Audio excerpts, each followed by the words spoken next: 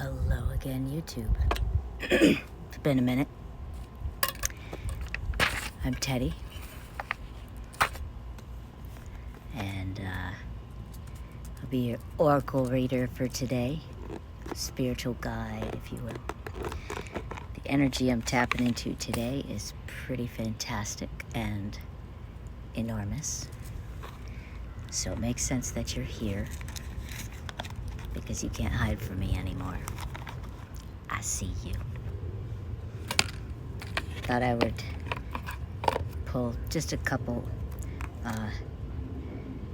divination cards of oracle nature. It's called the Divination of the Ancients. They are pretty cool looking. And I thought, well, it's a good day for a reading. Now, I've recently added a couple of different characters to a list, one of which you've already been introduced to, Theodora. She also reads cards on this channel. I will ultimately be introducing 6 more characters that will want to read cards for you on this channel. Also, one of them wants to review other tarot readers.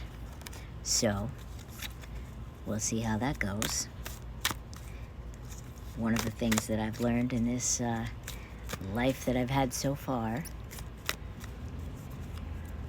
you never know what you're gonna get. You never know what's coming next. And the bottom line is, you just gotta wing it.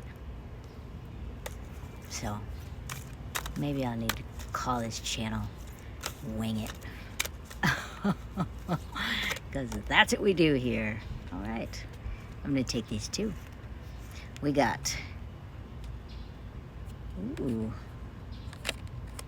Cool. We got dictionary, communication.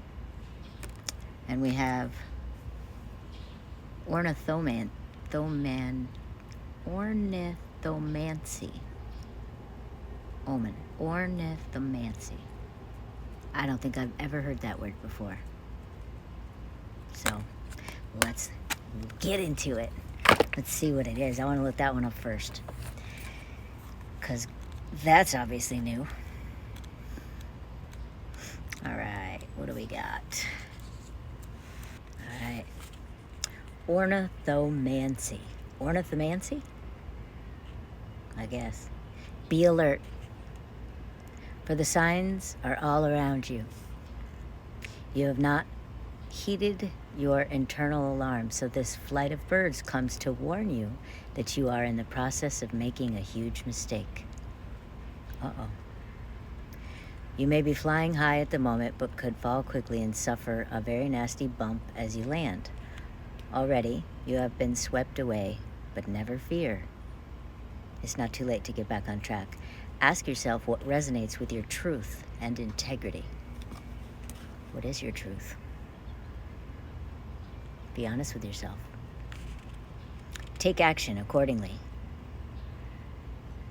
Soar freely above the commitments you have made. Liberate your mind and heart to allow your soul to take off. All that glitters is not gold. But I believed what I had been told.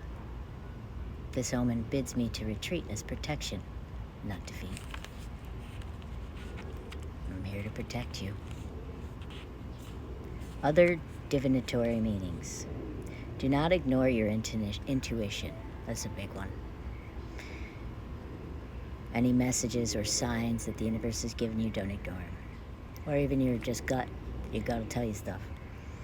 Think before doing anything that would take you from your true path. Someone is not being honest. This is not a time for new ventures. Do not move forward at this time. Ancient Romans released doves and pigeons that inferred omens and signs from their patterns of flight, taking the auspices. In this way, the augur interpretation, the messages from the gods, learning whether or not they cast their favor.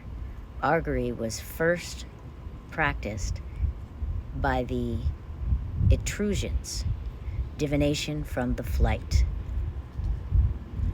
From the flight, cries, colors, behaviors, and types of birds it is a practice that dates back to ancient Greece. So it looks like they let birds fly, and then based on their colors and paths and patterns, they would use that as a divination. That's kind of neat. For example, many tribes of the Americas, Australian Aboriginals, and Polynesians placed much emphasis on the actions of the great seabirds and birds of prey as key indicators of the state of the natural world around them, as well as spiritual realm of the ancestors. I mean, that basically sounds to me like as above, so below, as within, so without. The practice of understanding that the fractals of the universe are going to illuminate patterns that you can then kind of look at and see, oh, the birds are just swarming in circles. They're wow, why are they all flying in circles? And then, kind of like a way to take a look at maybe where in your life are you looping?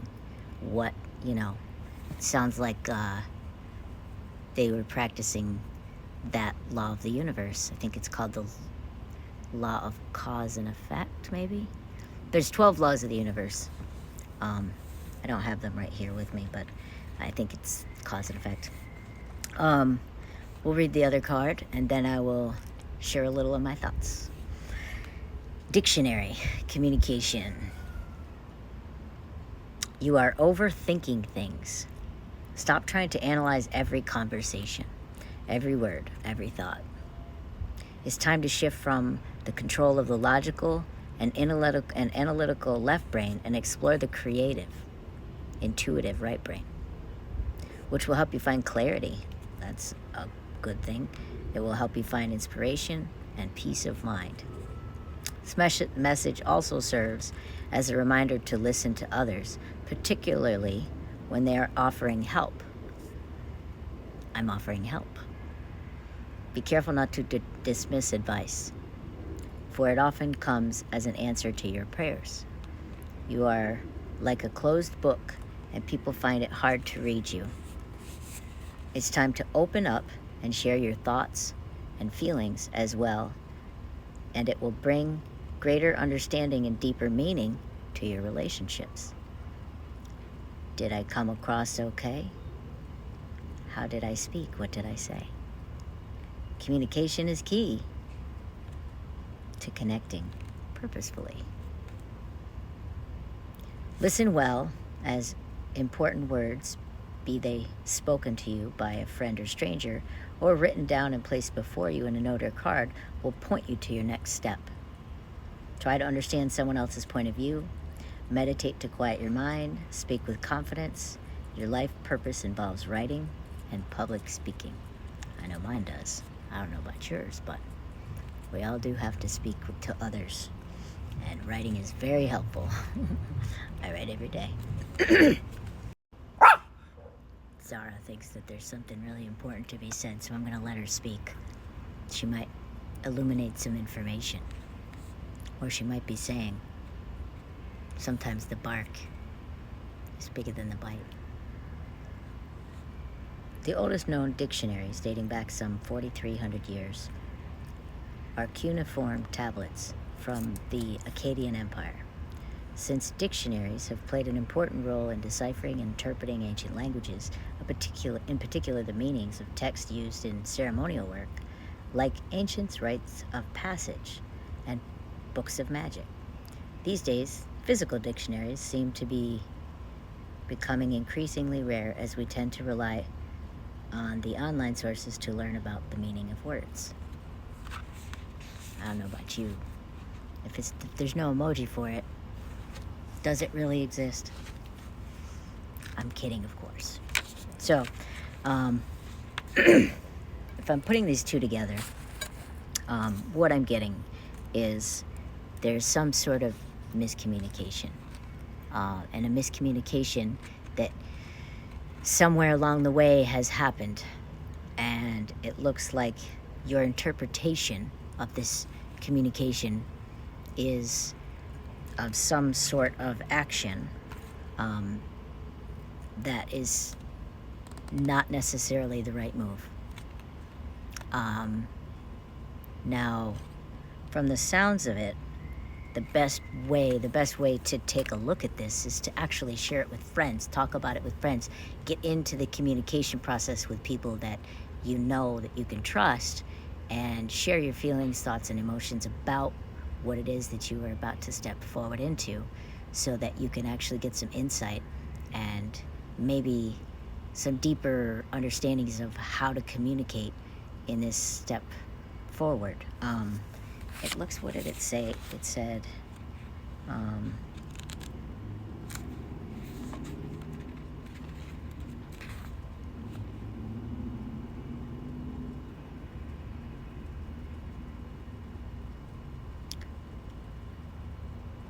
yeah, ask yourself what resonates with your truth and your integrity. From the dictionary coming up in the communication part of the cards, it sounds to me like maybe the miscommunication began with your own thoughts about what's happening. So that's why it's important to potentially talk to people, because getting to the bottom of what's actually true, you might actually find out that you're deluding yourself about something. You're not telling yourself the truth about the way you feel about something. What I was about to say was, there might be some level of communication that you've had with yourself that isn't entirely true. And so therefore you are about to take action on something and step forward because you are feeling ready and prepared and excited to step into this truth, without actually breaking down the truth that you're about to step into and asking yourself, is it the honest truth?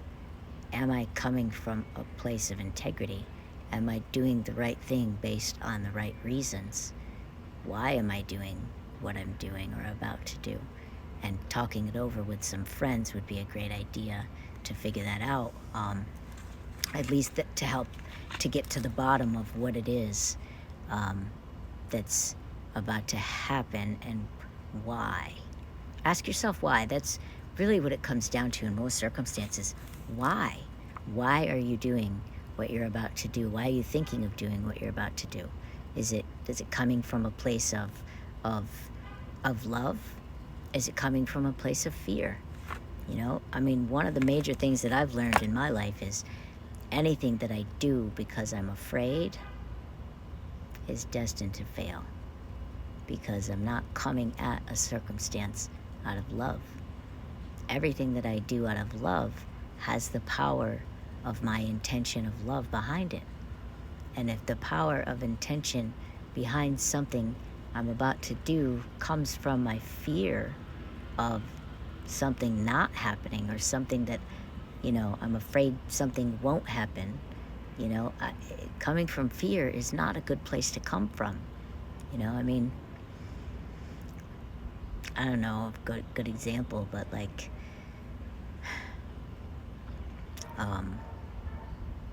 I do often find that if I ask myself why I'm doing anything,